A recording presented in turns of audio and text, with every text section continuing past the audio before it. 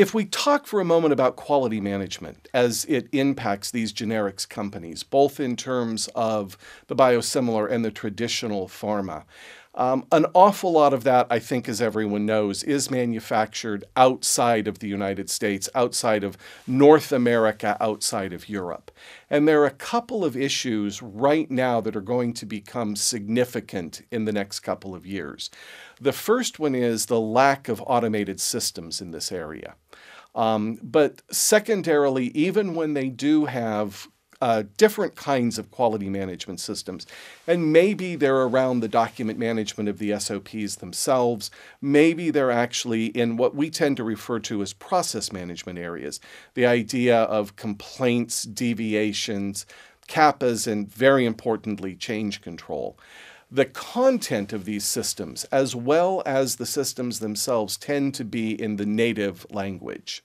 So one of the things that's going to become important as the FDA starts to attempt to meet, it works both ways with this new mandate. Not only do you have to pay them fees, but they now have to step up to the plate and agree to review your submission in a given period of time.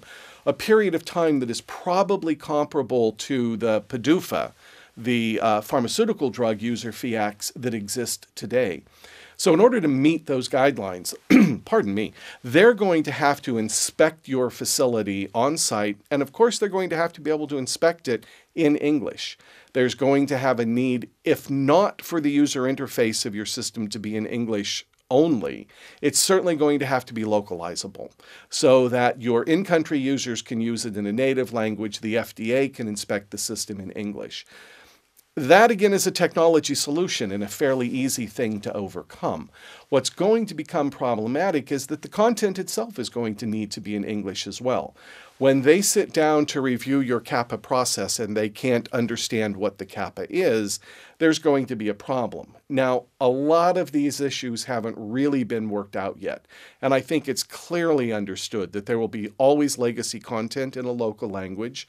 There will just be certain amounts of these content that are in the local language, and this, I think, to some extent is where PIC comes in.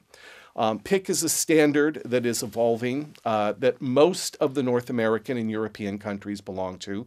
It's not common in Asia right now. In fact, only Malaysia and Singapore belong to it. But countries such as Japan, Korea have already applied for membership in it. And you can really think of this as a much more mutual inspection standard. So I think that we can assume that there will be inspectors from the local countries accompanying the FDA on these certification inspections. There'll be an ability to translate the documents. But clearly, I think that there needs to be a movement. It needs to be factored into your plan. That the more of this that you can put into English, the more prepared to play in the global world you're going to be as an organization.